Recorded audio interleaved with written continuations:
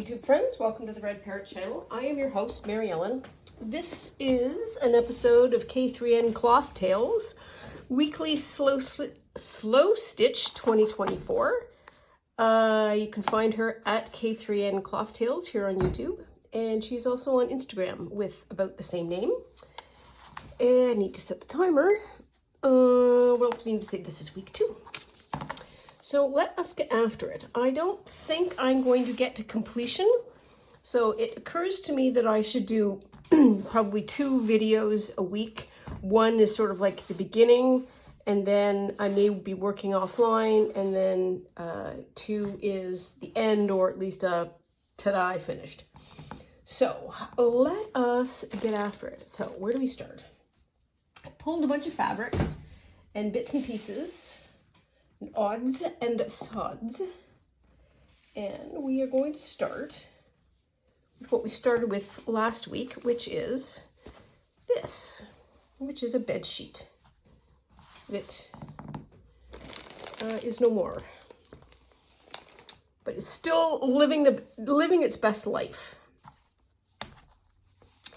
So that is, let's see, that's 6 by about 6. So 7 by about 7. Yeah. The actual design should be about 6 by 6, but I'm doing it a little bit larger because I don't know what I'm going to do with this when we're done.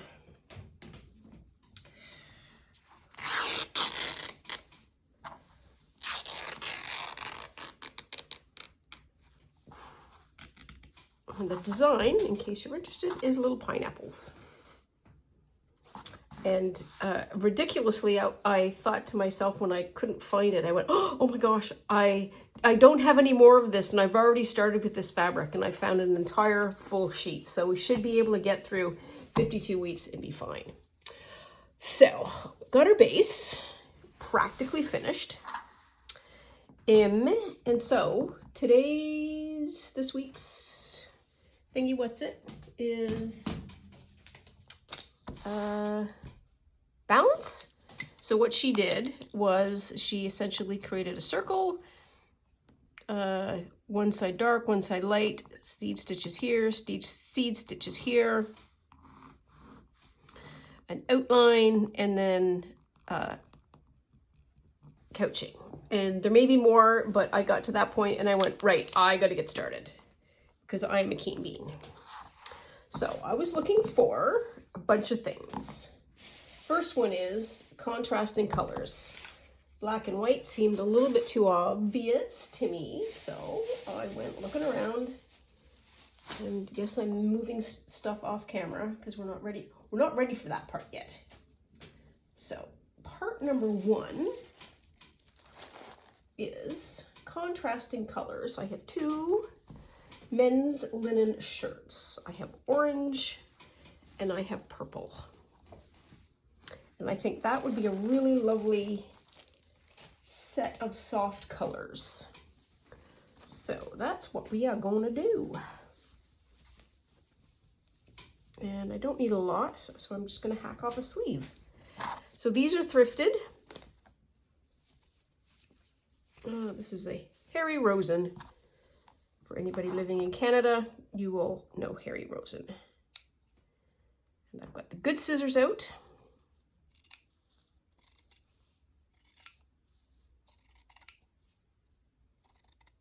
Oh, I love the sound of this. Oops. Stalled out. Here we are.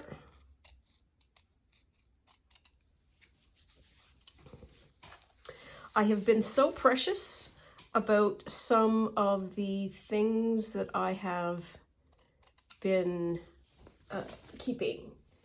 Linen being one of them. And this just seems to be the perfect project to chew into them, mostly because Catherine is doing the same. And I am, as we all know, very impressionable. I see somebody do something, I want to do the exact same thing. So there we are. Ample fabric left. hang that neatly over a chair. Got that one. And is this a long sleeve or a short sleeve? Ooh, this is a long sleeve. Oh, it's a woman's shirt. That's why, I think. Yes, 'tis. But I will go after a sleeve as well.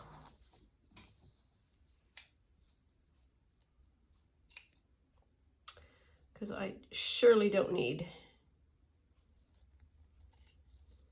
even a sleeve's worth of fabric.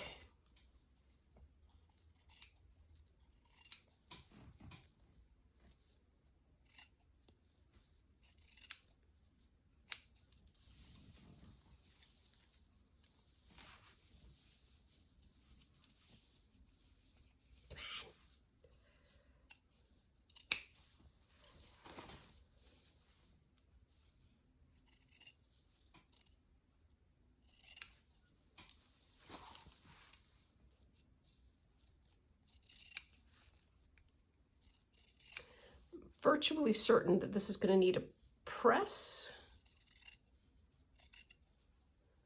before we get going, or at least before we sew, but you know what, maybe not. Okay, hang that also on the back of a chair. So what did she do? She did essentially, and so with single layer, but I'm doing two for the purposes of speed demonstration. She does slight overlap like that. Then she got fabric on top of it that had a hole cut out. And then there was a very, I would say, important discussion about how to pronounce the word applique or applique. I say applique. I'm in Canada.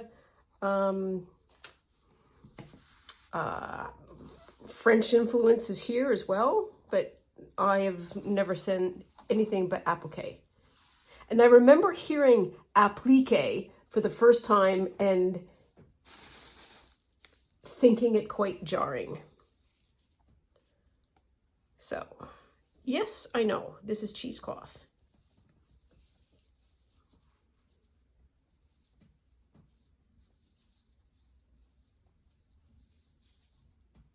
I just want to see what it would look like. Yeah, maybe not for this application. This is basically, I think this is tea dyed or walnut dyed, and then we have a bunch of fabrics, and these are all organic dyed something or others. Now I got to get rid of this, and I got to get a piece that is about this size.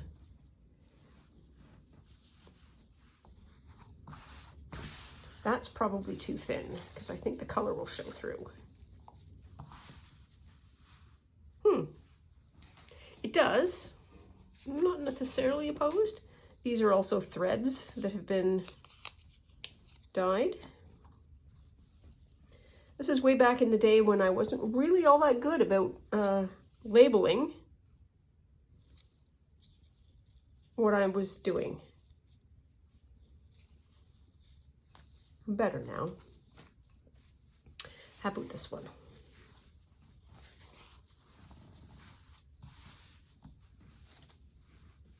So I need to do this. Set this back up again. So step one is actually, how see-through is it?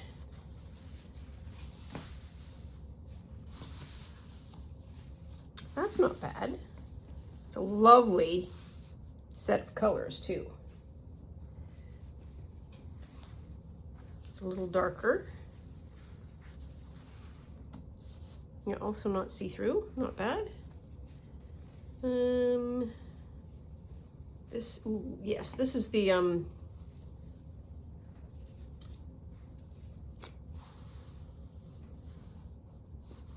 precious fabric that I have that's nearly run out. It's so gorgeous. The brown is nice. You can sort of see through it. Okay, so we've got 3 choices. Or are we just gonna go through this pile and say, they're all options? Possibly. No.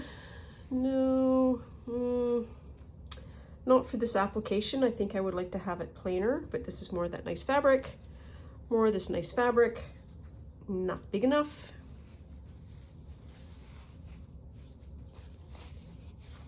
This is not going to be, I don't think, very pleasant to sew with, but also I think is an option.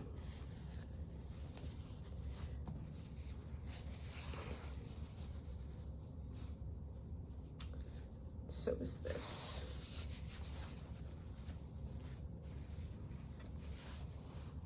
Not the right shape. Oh, look at that. Sumac. All right, I will take your word for it.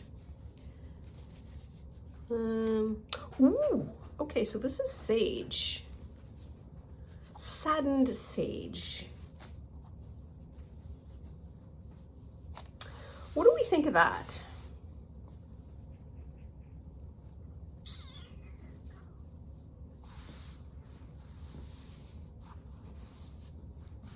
The reason why I ask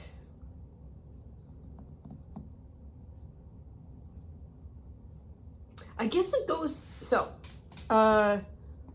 blue, red, and yellow are primary colors, and these are the 3 tertiary colors.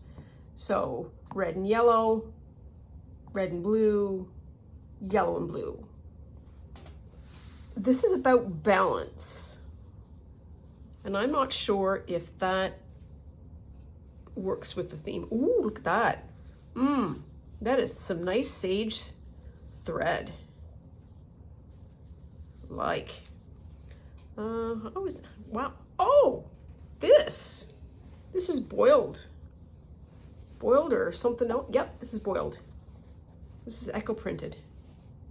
Flip over. Yeah, you can see. Yeah, here's a good spot. You can see all the oak leaves, and then also the string that wrapped it up. And the string that wrapped it up. Nice, not for this application though. Possibly not big enough, but see the brown I think might be the better option. So I'm even just gonna kind of make that call now. We'll do the green some other time. We've got 50 more weeks that we can have to, not even, because as soon as dye season comes around, I am certain to be making a large pot of something. Many pots. It's not going to be big enough. More of that fabric I love, also not big enough. Not big enough. Maybe. It's a little jarring white, but it would be big enough, maybe. And it's got some, you can see there's color in it, but not in any kind of patterned way. That's why I just floated aside. So this, oh yes, this is raw fleece, walnut. Walnut,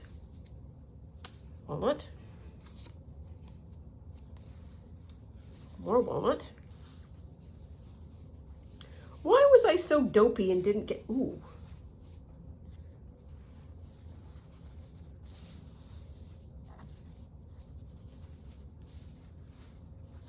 Might do that. And didn't get large enough, didn't get large pieces really.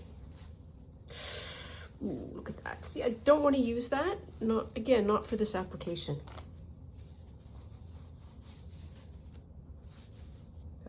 We're doing that, we're doing that. Fleece goes over there. This is more of this fabric I love. This is, what is this? This is a pattern piece. This is bodice, back bodice, back top bodice. But look at that. Yummy. And this is more raw fleece that is dyed in something. And raw wool takes color so well. This should be more echo printed. Yes, you can totally see where that was like that. I feel like it might have been dandelion or strawberry. And I say that because that kind of looks dandelion-y. And this, no, this was strawberry. Because that's strawberry and these are the little tendrils. So it's strawberry. Kind of fun right there. And I'm gonna, gooey, very dark. Hoiga schmoiga. Ooh, that one worked out well. I feel like I lost the plot here a bit.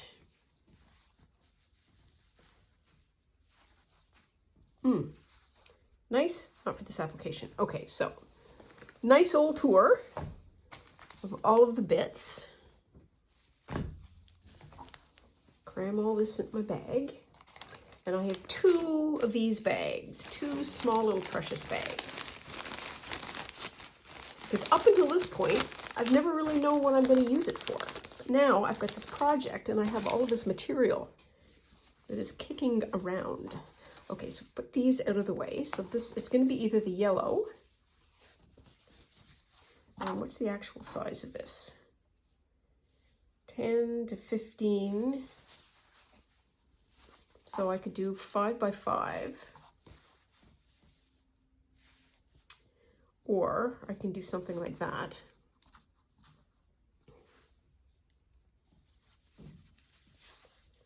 Sort of pull on the opposites.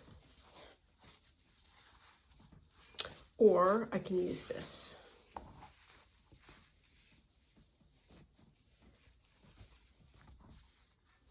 Trying to figure out what's the better side. Because it really makes no never mind, except the picking.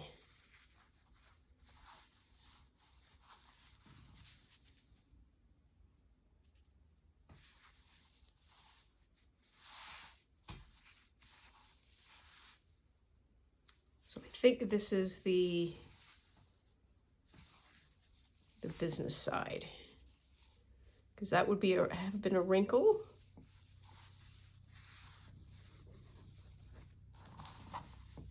See that blue? It's a little bit lighter on that side. So I'm going to pin this as being the right side. As much as that yellow does go really pretty,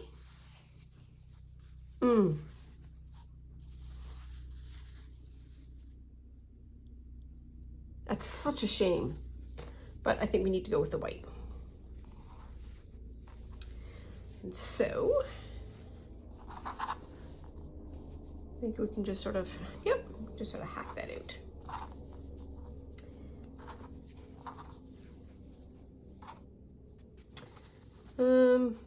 Just pick a lane.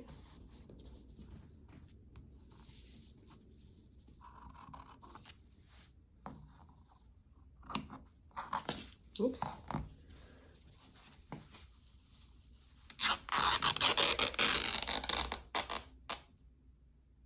Okay.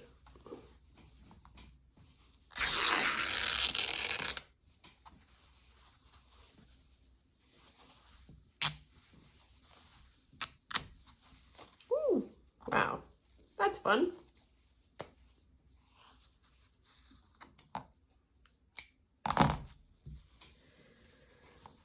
Okay, so we've got that done. Fabric picked. Oh, it was a journey. It always is. So we've got the fabric picked. Yay us. This fabric will, we have a base. We have a side 1. We have a side 2.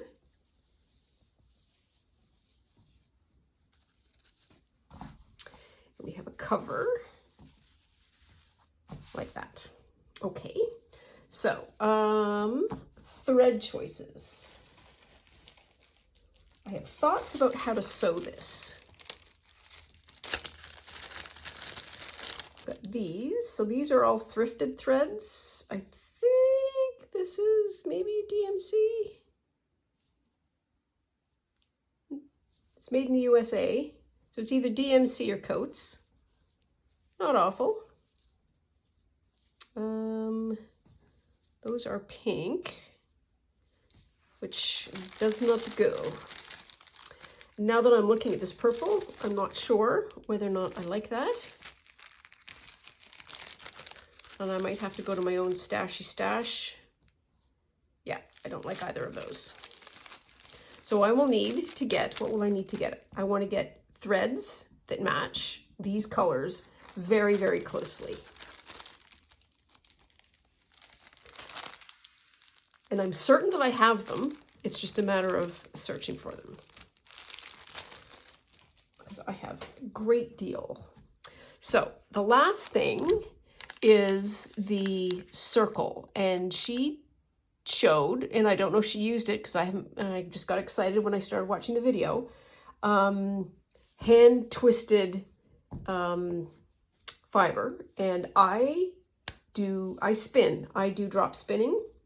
And I have hand spun fiber that I have. And this is not all of it. This just happens to be the two little bits that are on spools. This is also really kind of pretty. It's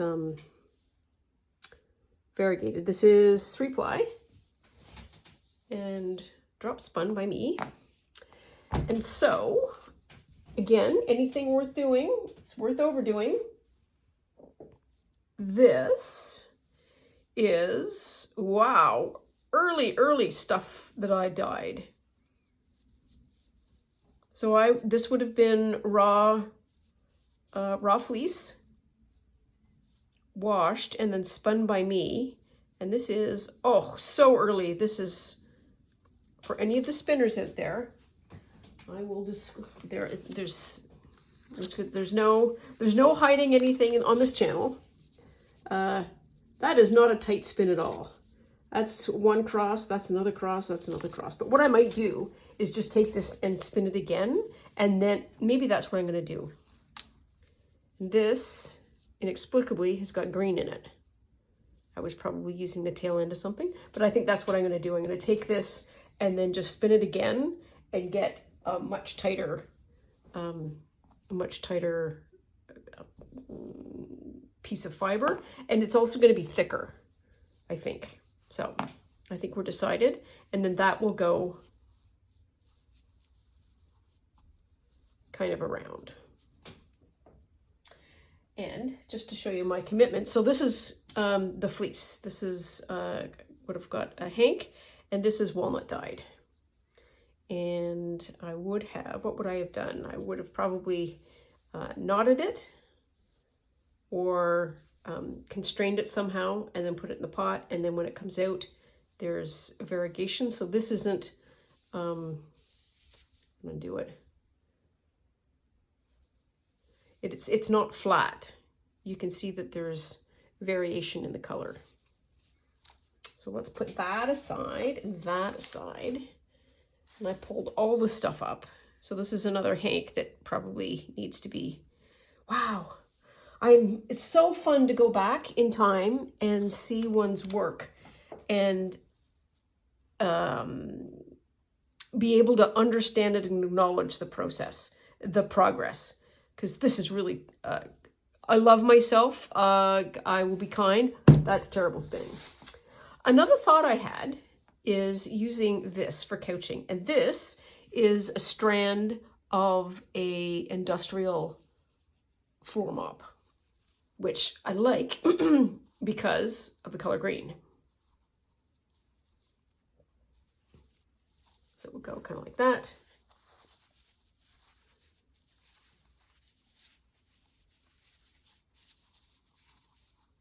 Go like that.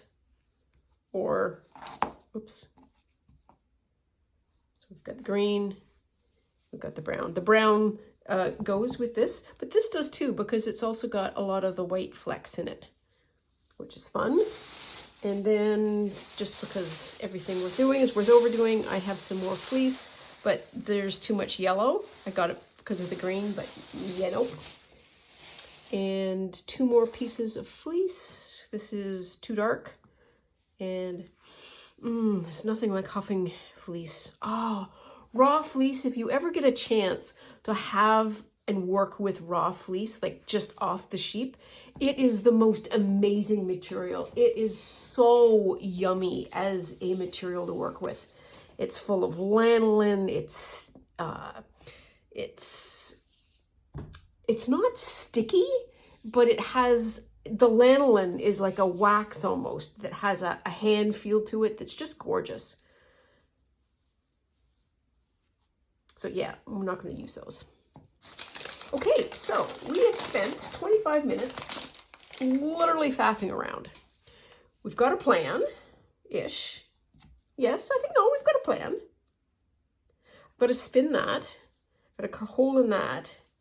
And the next, I've got to go find some fibers. And then I will need to cut this and iron it. And I think that's probably what we'll do. We'll probably just lop off the top of these pieces here, and then I have some good material left. So that is all for now. When we see each other again, hopefully later in the week, I will hopefully have this spun. I will have this cut and pressed and basted. I will have a circle cut out from this. And the way she did the circle was just your standard no secret. She had a cap. She just did a circle around it and cut it out and babs your uncle. Anyways, that's all for now. Super excited for another week. Not gonna lie, one of the first things I dove into on YouTube this morning when I woke up because I wanted to see what the project was. So that's all for now. Thank you so much for keeping me company. I really, really, really love having you as company because I know out there are fiber and fabric and maker nerds that are enjoying the time spent playing around and just looking at it. And you are my people and I am your people. And it's such a joy to be able to talk to you. Love you much. Take care. Stay out of trouble. Bye now.